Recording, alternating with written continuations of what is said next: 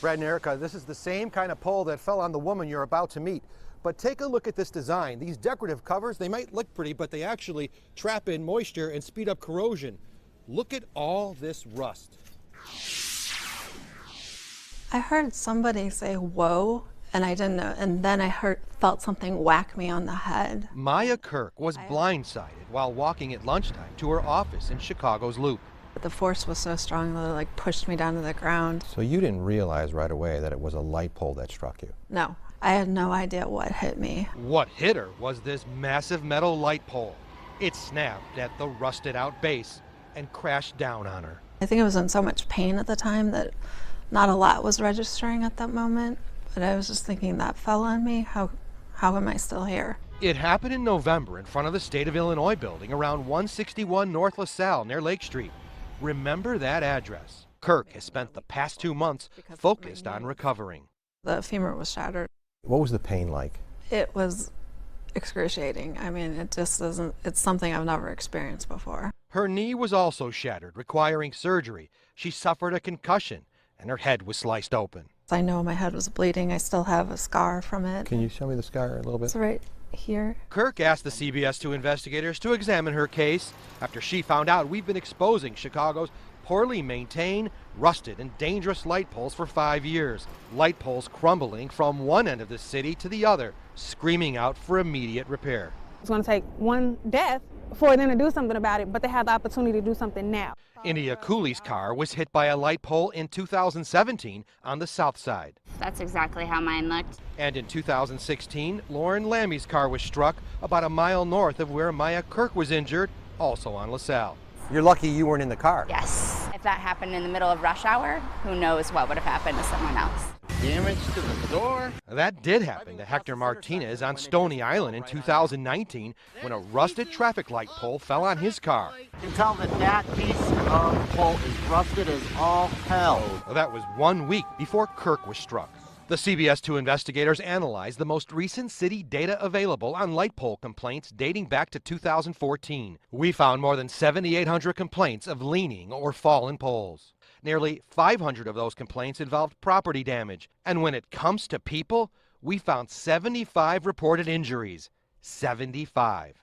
One girl was hit by this light pole in Hyde Park in 2016. And before that, in 2007, also on the south side, Noni Brown suffered a fractured neck when a light pole fell on her outside her school during recess. Take a look at this rusted out pole.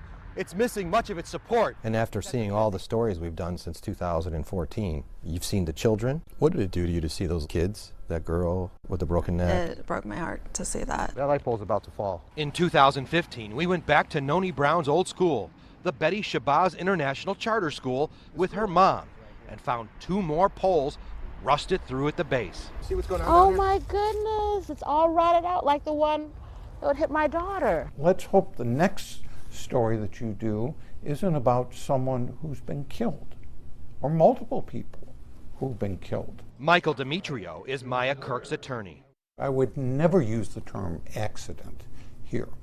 This is clear neglect on the city of Chicago's part. And as we know, the work that you've done, there have been some serious injuries in the past. He says the pole in her case was so rusted, city inspectors should have detected it before it fell on Kirk. What does that say to you about the condition of that pole? It should have been taken down a long time ago.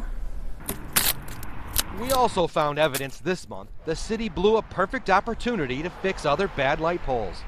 So a new LED light was put on this rusted pole off Wrightwood and Bernard, and nobody changed the base. That's right.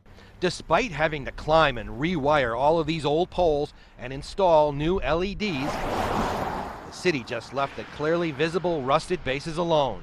Except for this one along Kedzie near Logan Square. They just painted over the rust. I mean, literally painted over the rust. You're supposed to scrape the rust off. That's a waste of paint, waste of time, waste of resources. In actuality, that actually will accelerate corrosion. That's Dr. Sammy Tin, a metallurgical engineer at the Illinois Institute of Technology. These poles are in desperate need of being replaced or maintained. It's very sad to say that, you know, it takes instances like these to really get people talking about, you know, all these issues that we have. Describe your feelings with the city. I'm upset, and you know, I'm deeply disturbed by the fact that it's just been ignored. Now let's get back to that address on 161 North LaSalle where Kirk was struck. We found 311 records showing the city was warned about more bad light poles in the 3-block radius around that spot. At least 12 light pole damage complaints were filed in the prior year. We showed her the records. A dozen. Wow. Yeah. That's... The thing is, these poles can kill somebody, and I'm lucky to be alive, but I'm just really disturbed that nothing's been done about it. After weeks of questioning, the city finally told us they're going to rip out and replace about 100 of these poles along LaSalle Street. And I got to tell you one thing, we've been asking for maintenance records related to Maya Kirk's pole, the pole that fell on her. The city refuses to turn those records over to us, and they also refuse to do an interview with us. Live in the loop, Dave Savini, CBS 2 Investigators, back to you.